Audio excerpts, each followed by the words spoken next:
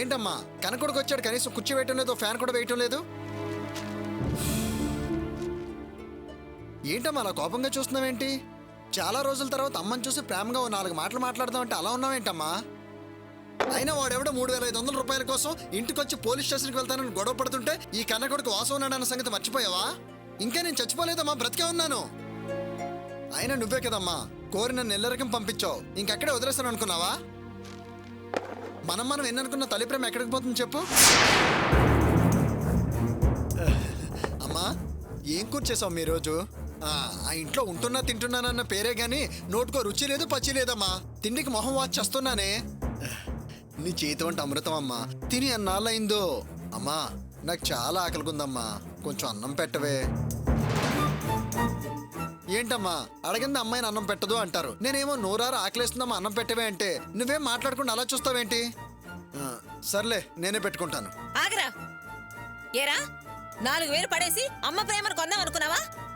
డబ్బు చూపించగానే గతాన్ని మర్చిపోయి నిన్ను చేరదీసే పాత భాగ్యాన్ని అనుకుంటున్నావా? రేయ్ నీ నాటకపు మాటలు నా దగ్గర సాగు. వెళ్ళరా, ముందు బయటకు వెళ్ళు. ఏంటమ్మా అలా మాట్లాడుతున్నావు? ఇంకెలా మాట్లాడమంటావరా? రాణి పెళ్లి చేయటం నీ బాధ్యత.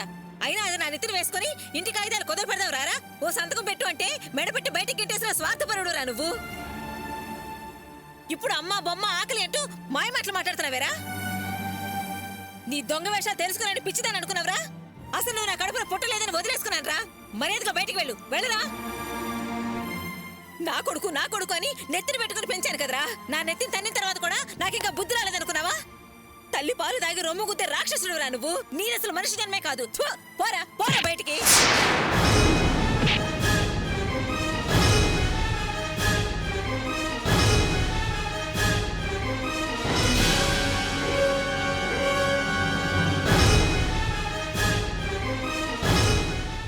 అమ్మా నన్ను బయటికి వెళ్ళమని గెంటేస్తున్నావా? ఈ లోకంలో నా అనుకున్న మనిషిని ఒక్కదానిమే అనుకుంటే బయటికి గెంటేస్తున్నావా? అక్కడ మా మామగారు నన్ను పనాళ్ళలో చూస్తున్నారు. కట్టుకున్న పిల్ల మొగుడుగా కాదు మగాడిగా కాదు, నన్ను పురుగును చూసినట్టు చూస్తుందమ్మా. ఇకపోతే తోడబుట్టిన చెల్లెలు అన్నయ్యగా కాదు కదా అయినవాడిగా కూడా చూడదు. ఇకపోతే నా కన్న తండ్రి నన్ను శత్రువుగా చూస్తాడు. చివరకు నాకంటూ మిగిలింది కన్న తల్లి అనుకుంటే నువ్వు అసలు నా కడుపునే పుట్టలేదు పోరా అని తరివేస్తున్నావు. పోతానమ్మా పోతాను. అందరూ ఉండి అనాథనైన నేను బయటికి కాదమ్మా ఈ లోకం విడిచే పోతాను. ఎవరికి కాకుండా బ్రతికే కన్నా చావడమేనేమమ్మా. పోతాను, చచ్చిపోతాను. ఏంట్రా చచ్చిపోతాను అనాథ శవాన్ని అయిపోతానంటావేంట్రా? నిజమే చెప్తున్నానమ్మా, ఈ క్షణం నుంచి నేను ఎవరూ లేని అనాథని. నేను బాగుండాలని ఎల్లరికం పంపించావు, అక్కడ గౌరవం లేని బతికైపోయింది. జీతం బత్తం లేని బానిసను. ఆ విషయం నీకు కూడా తెలుసు, నువ్వు కళ్ళారా చూసావుగా. బాధలు భరించలేక దుఃఖం ఆపుకోలేక అమ్మ ఒళ్ళు తలపెట్టుకొని ఏడ్చి బరువు దించుకుందామని వస్తే బయటికి పోరా అంటున్నావు. అయినా పెదనాన్నగారు ఉండుంటే ఎన్నైనా తిట్టేవారా కానీ బయటికి నెట్టేవారా? నేనేదో ఇవ్వలేదని నన్ను తప్పుపట్టి తిడుతున్నావు. అయినా ఇవ్వడానికి నా దగ్గర ఏముందమ్మా? అమ్మని చూడ్డానికి వెళ్తున్నాను కదా, ఒట్టి చేతులతో ఎలా వెళ్ళాలని బతులాడుకొని తెచ్చుకున్న డబ్బు ఆ కిరాణా షాపుడికి ఇచ్చేశాను. ఆ డబ్బు కూడా మా మామగారు ఊరికి ఇవ్వలేదు తెలుసా, లెక్క రాసుకొని మరీ ఇచ్చారు. తీరేదాకా బండ చాకరీ చేయిస్తాడు, కూలి కింద లెక్కగట్టి జమ చేసుకుంటాడు. తినే అన్నానికి కూడా లెక్కలు చూసే మనిషి నీకు తెలుసు కదమ్మా. అయినా అమ్మ ప్రేమకు మించింది కాదు ఆ కష్టమని అడిగి మరీ తీసుకొచ్చాను మా డబ్బు. ఆ విషయం అర్థం చేసుకోకుండా అవతలగా నెట్టేస్తున్నావు. అమ్మా రాని పెళ్లికి ఇంటి కాగితాల మీద సంతకం పెట్టలేదని నువ్వు అలిగావు, కానీ అసలు నేను ఆ మాట ఎందుకన్నానో నువ్వు ఆలోచించావా? నాకంటూ నా పేరు మీద ఆ మాత్రం ఆస్తుందని తెలిసే పనాడుగానైనా ఇంట్లో ఉంచుతున్నాడే. అది లేదని తెలిస్తే నా బతుకు బజార్ పాలు చేస్తాడమ్మా. నువ్వు ఎలాగైనా రాని పెళ్లి చేయించగలవు అన్న నమ్మకంతోనే నేను అలా మాట్లాడానమ్మా. సరేలే, నా బాధలన్నీ నీకెందుకు, పో అన్నావుగా, పోతాను. నా దారి గోదావరి అన్న సంగతి తెలిసింది. గోదావరి అలాగే దూరం కదా, దగ్గర హుసేన్ సాగర్ ఉంది కదా, అందులో దూకి చేస్తాను. పేడ వెరగడైపోతుంది, పోతానమ్మా. ఏంట్రా చిన్నపిల్లల ఏడుస్తున్నావు? నువ్వు అనాథలా చావడానికేనేరా నిన్ను కళల్లో పెట్టుకుని పెంచింది. ఊరుకోనన్నా, అడుగు. మీ మామగారు అసలు మనిషే కాదురా, వాడొక రాక్షసుడు. వాడిని నమ్మి మనిద్దరం మోసపోయాం కదరా. అవునమ్మా, అదే కరెక్ట్. మనం మోసపోయాం. ఎలా వాడుకోవాలో అలా వాడుకుంటున్నాడు వాడు. అమ్మా, నేను ఇంకెల్ల రకంగా ఉండదలుచుకోలేదే. ఆ ఇల్లు వదిలి వచ్చేస్తానే. ఏంట్రా నువ్వనేది? అవునమ్మా, నువ్వు నేను రేవతి మన ముగ్గురు కలిసి ఒక ఇంట్లో ఉందామమ్మా. నిజమేరా, నువ్వు రేవతిని తీసుకుని వచ్చేసి మనం మన ఇంట్లోనే ఉందాం. ఏంటమ్మా ఈ ఇంట్లోనా? మా మామగారు మాటి మాటికి మన ఇల్లు పందెలతో అంటాడమ్మా. ఈ ప్లేస్ కి మంచి రేట్ ఉంది కాబట్టి నేను ఇంతకాలం ఓపికగా ఉన్నాను. ఇంకా ఊరుకోనమ్మా. ఈ ఇల్లు పడగొట్టి ఈ స్థలంలోనే మా మామగాడి ఇల్లు కన్నా సూపర్ డూపర్ ఇల్లు కడతాను. మా మామగాడే కాదు, ఈ ఊరు వాడ అదిరిందయ్య వాసు అనేలా బ్రహ్మాండంగా కడతాను. గౌరవ మర్యాదలు వెతుక్కుంటూ రావాలమ్మా మన ఇంటికి. ఏంటో నువ్వనేది?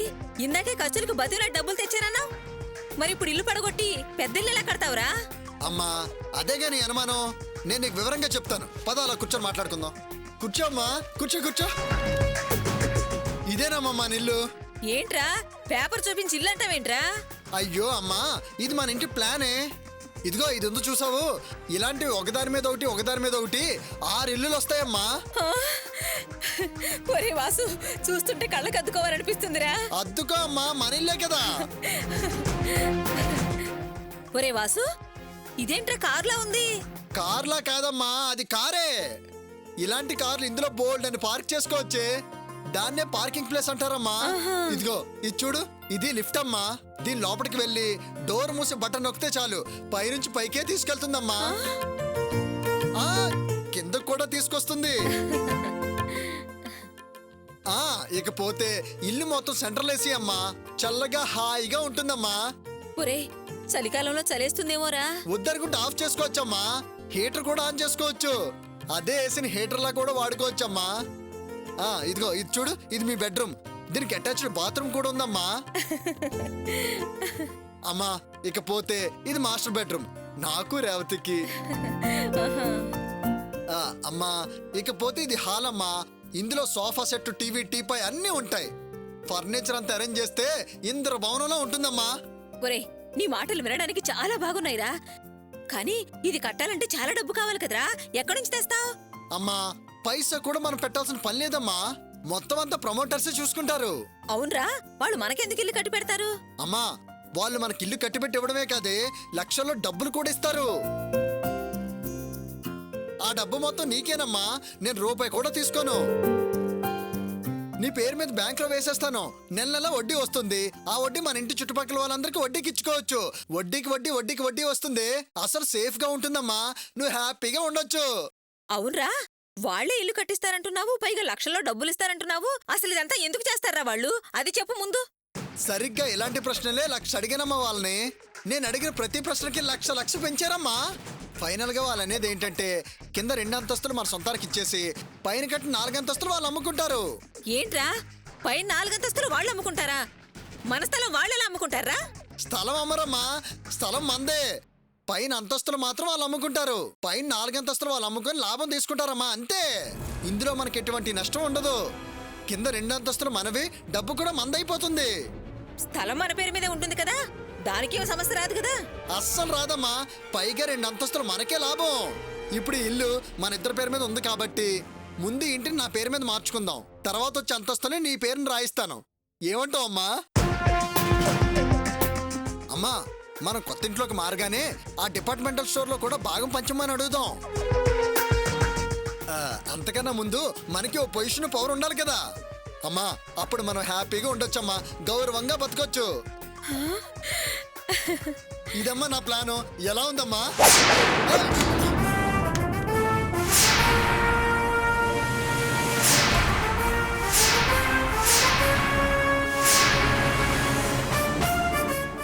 అదిగో అలా ఉందిరా నీ ప్లాను. ఏంటి ఈ కంత్రి వేధవుని ఎదురుకుండా కూర్చోబెట్టి మాట్లాడుతున్నావు? వీడితో డిస్కషన్స్ ఏంటి? వీడు చేసిన దుర్మార్గాలని మర్చిపోయి ఎదురుకుండా కూర్చుని మాట్లాడాలని ఎలా అనిపించింది? ఓహో, వీడిని చూడగానే కన్న ప్రేమ పొంగుకొచ్చిందా? అది కాదయ్యా, నేను అనాథగా మిగిలాను, చచ్చిపోతాను అంటే మనసుకు బాధ అనిపించింది. అయ్యో పాపం అనిపించింది. పోరా అవతలకని మెడపెట్టుకుని బయట గెంటేశారు కూడా. కానీ చచ్చిపోతానమ్మా అనేసరికి ప్రాణం విలవిల్లాడిపోయిందయ్యా. ఏం చేయమంటావు చెప్పు. ఓహో, వీడు నటించాడు, నువ్వు కరిగిపోయావు. చూడు భాగ్యం, వీడు ఆల్రెడీ ఉన్నదంతా లాగేసుకున్నాడే. ఈ ఇల్లు కూడా దోచేసి దగా చేసి మనల్ని రోడ్డు మీద నిలబెడతానికి వచ్చాడే వీడు. ఇష్టం వచ్చినట్లు మాట్లాడుకో. అయినా నువ్వేం మాట్లాడుతున్నావు నీకు తెలుసా మాట్లాడుతున్నావా? డేయ్, నీ స్కెచ్లు నీ ప్లాన్లు అంతా నాకు తెలుసు. నీ మాటలని గోడ చాటు నుండి అన్నీ విన్నానురా. గతంలో ఇలాగే బిజినెస్ చేయడానికి స్థలం కావాలని చెప్పి ఓపీని మోసం చేసి ఇల్లు షెడ్డు రాయించుకున్నావు. డేయ్, ఇప్పుడు దీనికి అపార్ట్మెంట్లని, ఏసీ అని, లిఫ్ట్ అని, కార్లని చెప్పి ఇది కూడా కాజేసి మింగేయాలనుకుంటున్నావు. చూడు, నీ దుర్మార్గపు ఆలోచన నాకు తెలుసురా. రేయ్, ఇవన్నీ నీ తెలివితేటలు కాదు. మీ మామ ఆడిస్తున్నాడు, నువ్వు ఆడుతున్నావురా. బుద్ధి తక్కువ వేధవా. అయినా నీకు తెలిసినట్టు మాట్లాడతావేంటి? అసలు ఈ విషయం నేను ఆయనతో మాట్లాడినప్పుడు మా మామగారు వద్దంటే వద్దన్నారు, అది తెలుసా? విన్నావుటే భాగ్యం, అది విషయం. వాడు వాళ్ళ మామగారు ఈ విషయం గురించి చర్చించారు ఆల్రెడీ. ఇందాకేమన్నాడే, ఆయన గురించి ఏదేదో వాగి నీ దగ్గర ఏడ్చాడు కదా. దీన్ని బట్టి అర్థమైందా వీడు ఆడేది అబద్ధాలు, వేసేది నాటకాలు అని? నోటుకొచ్చినట్లు మాట్లాడొద్దు. నేను ఆయన దగ్గర నుంచి బయటపడాలని ఇంత పెద్ద ప్లాన్ వేశాను. నేను పడే కష్టం మీరు అర్థం చేసుకోరేంటి? దానికోసం నువ్వు కష్టపడాల్సిన పనేమీ లేదు. ఇదిగో, మోసాలు చేసి వాడి దగ్గర వీడి దగ్గర లాక్కున్న ఆస్తులన్నీ మీ మామ చేతిలో పెట్టు. వాడు మంచి టైం చూసి నీ దగ్గర ఉన్న ఆస్తులు మొత్తం లాగేసుకుని ఓ మట్టి మూకుడు నీ చేతిలో పెడతాడు. దాంతో చక్కగా అడుగు తిను. అమ్మా, ఈ మనుషుడు ఎలా వాగుతున్నాడో. అయినా నువ్వేం పట్టించుకోవద్దమ్మా. సరే కానీ నా ప్లాన్ ఎలా ఉంది? నీకు నచ్చింది కదా? ఏంట్రా మీ నాన్న ఏదేదో అంటున్నాడు? అమ్మా, ఆయన మాటల గురించి నువ్వు ఆలోచిస్తున్నావా? కోటకు ఒక మాట మాట్లాడతాడే. అయినా ఆయనకి ఇంటికి ఏంటమ్మా సంబంధం? అమ్మా, ఇది మన ఇల్లు, మన ఇద్దరి పేరు మీద ఉంది. నిర్ణయం తీసుకోవాల్సింది మనం. నీ ఉద్దేశం ఏంటో చెప్పు. భాగ్యం, వాడిని నమ్మకే నట్టెట్టో ముంచి ఇంత బండరాయి నెత్తి మీద వేస్తాడు. మోసపోతే మనం కూడా వీడి వెంట బాబు ధర్మం, అమ్మా ధర్మం అని అడుగు తినాల్సి వస్తుంది. రేయ్, మర్యాదగా బయటికెళ్ళు, లేకపోతే నా చెప్పే నీకు సమాధానం చెబుతుంది. అయినా ఏంటి చాలా ఓవర్ చేస్తున్నావు? ఇది మా ఇల్లు, నేను వెళ్ళడం ఏంటి? నువ్వే వెళ్ళి అవతలకి వెళ్ళు. ఒరే వాసు! నువ్వుండమ్మా. నా ఇంటికి వచ్చి నన్నే బయటికి పోమంటావా? ఏంట్రా, నీ ఇల్లా ఇది? నీ ఇల్లా కాదా? నా పేరు మీద ఉంది కాబట్టి నాది కాకపోతే నీది అవుతుందా? మా మ్యాటర్లో నువ్వు మధ్యలో తోరొద్దు. ముందు వెళ్ళు, వెళ్ళు అవతలకి. ఒరే వాసు! వాసు, ఆగు! ఏయ్! వాసు!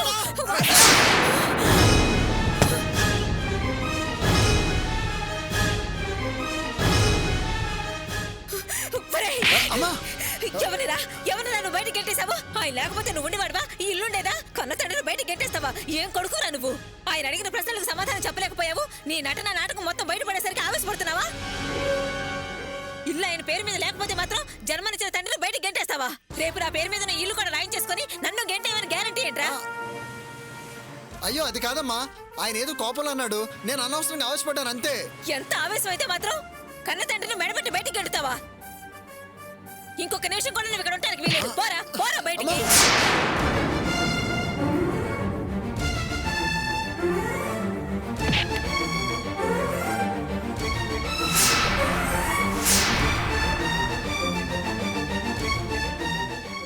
ఎప్పటికైనా అర్థం చేసుకున్నావు భాగ్యం, చాలా సంతోషంగా ఉంది. రేయ్, ఇంకా గుడ్లు అప్పగించి నిలబడ్డావేంట్రా? చెప్పింది కదా ఇల్లు దాని పేరు మీదే ఉందని. వెళతావా లేకపోతే నన్నే గేటు బయటికి గెంటేయమంటావా? ఓహో, ఇప్పుడు ఇద్దరు ఒక్కటయ్యారన్నమాట. చూస్తా మీ సంగతి ఎలా తేల్చాలో అలా తేలుస్తా. పోరా. అసలు వీణి కాదే, వీణ్ణి పంపించిన మాధవరావు గారిని అనాలి. ఏవయ్యా, మనం రాణి పెళ్లి వీడిని కాదని ఘనంగా చేశామని వీడు కుళ్ళుకుంటున్నట్టున్నాడు. అందుకే పగబట్టి ఇల్లు లాగేసుకోవాలని చూస్తున్నాడు. భాగ్యం చదువు సంజలు లేదు కదా, ఇదేం తెలుసుకుంటుందిలే, బుట్టలో వేసేసుకుందాం అనుకున్నట్టున్నాడు. రేపు చెప్తానయ్యా వాడి సంగతి. నువ్వు రావయ్యా. చెప్తా.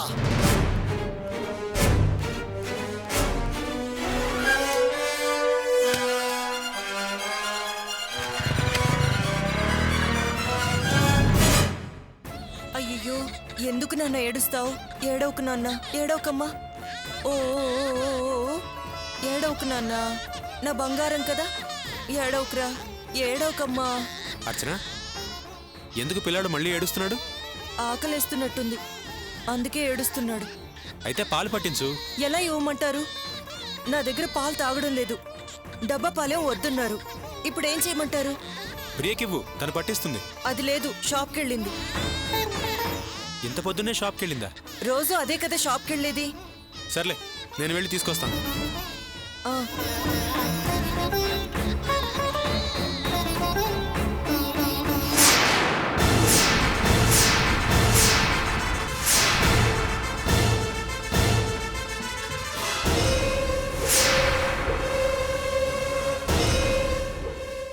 ఏంటండి అది?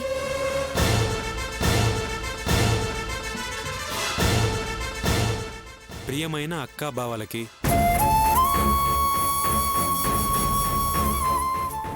నేను మీకు సాయంగా ఉండాలనుకుని ఇక్కడుండటానికి ఒప్పుకున్నాను.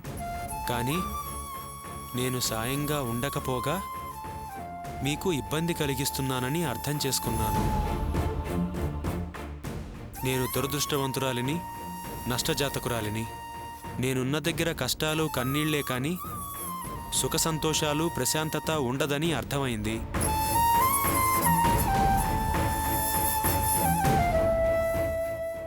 ఇంకా నేనిక్కడుండి మీ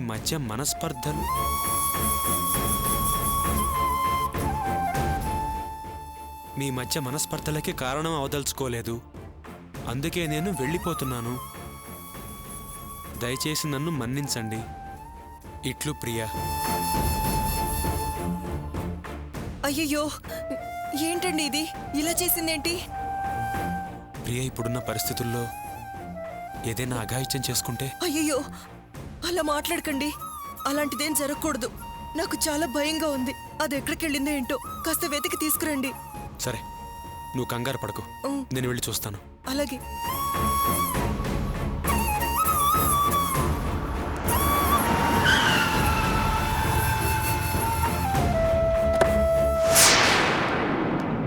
రామ్మా.